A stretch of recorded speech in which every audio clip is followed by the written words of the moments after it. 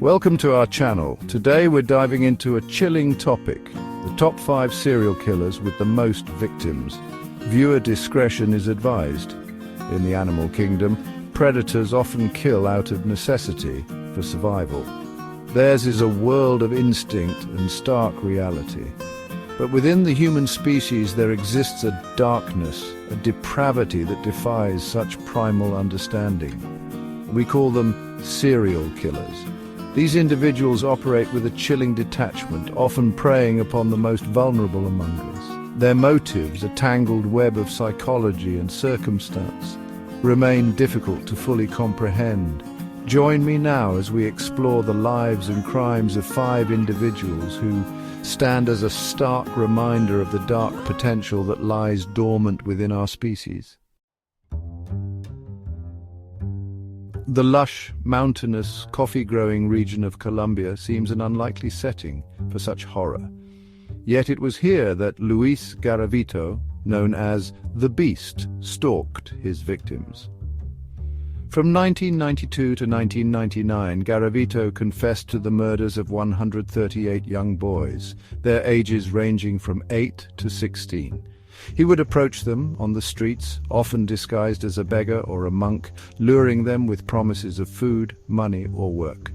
Once he had gained their trust, he would lead them to secluded areas where he would torture, rape, and ultimately end their young lives. The sheer scale of Garavito's brutality shocked even the most hardened investigators.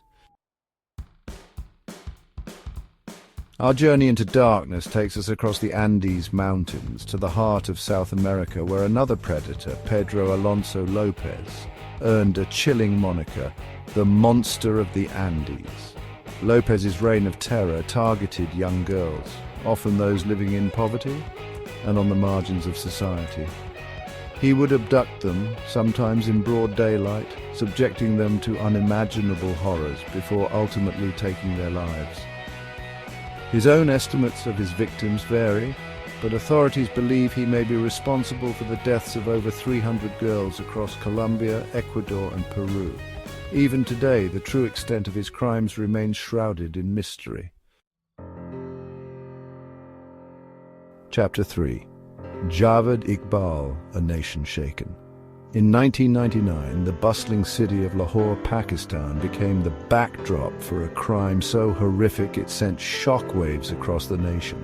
It was the gruesome discovery of the remains of 100 young boys, all victims of the same man, Javed Iqbal. Iqbal, driven by a twisted desire for revenge against perceived injustices, lured street children to his home, promising them food and shelter. Instead, he drugged and strangled them, later dismembering their bodies and dissolving their remains in acid. He documented his crimes meticulously, leaving behind a chilling diary and photographs of his victims. Iqbal's case remains a stark reminder of the vulnerability of children and the depths of human depravity. Chapter 4. Mikhail Popkov, the werewolf of Siberia. Imagine the isolation of Siberia, a vast, unforgiving landscape where winter's grip tightens its hold for months on end.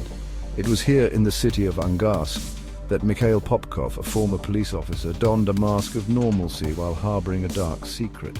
Between 1992 and 2010, Popkov preyed on women, often those who had been drinking and were walking alone at night. He would offer them rides in his police car, a symbol of safety and authority, only to drive them to secluded areas and commit his heinous acts. Popkov's crimes went undetected for years, his position as a law enforcement officer affording him a chilling degree of impunity. He was eventually apprehended in 2012, confessing to the murders of 78 women, though the actual number may be even higher. Chapter 5.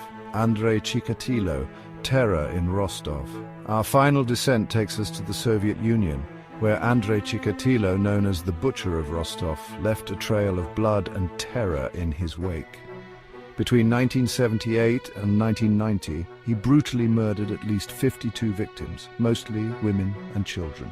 Chikatilo's modus operandi involved luring his victims to secluded areas, often forests or parks near bus or train stations.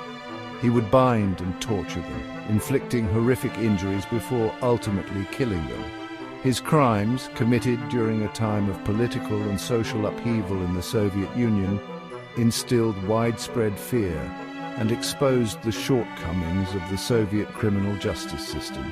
Chikatilo's capture and execution in 1994 marked the end of a reign of terror that had haunted the region for over a decade.